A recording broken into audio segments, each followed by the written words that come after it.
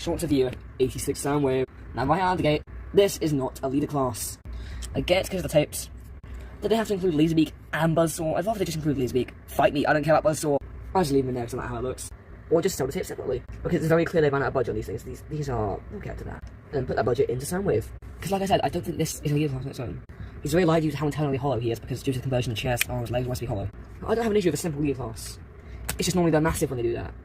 And for me at least, I noticed a definite, budget cut of sorts. There's far less paint, far less surface detail. I've had some reports of the shoulders just snapping clean off. This would be fine, but prices are going up. Over in the States, the Luxes are about to hit $30. That's ridiculous. We devote of our wallets, and I think they should have been sold as, either a Voyager or put more budget in engineering and still set as leader. Because you know what else is a recent leader?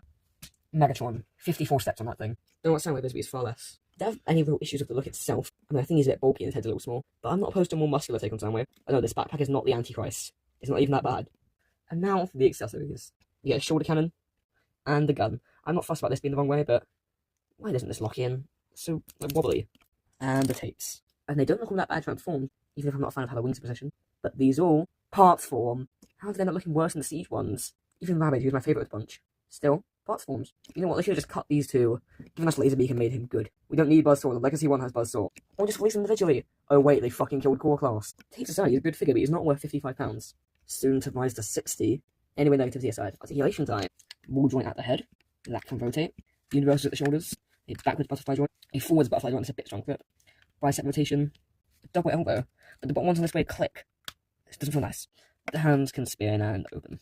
And they got rid of the individual fingers from Optimus and Megatron. Nice. That's sarcasm. Waist rotation. When you move all this shit, you get universals at the hips.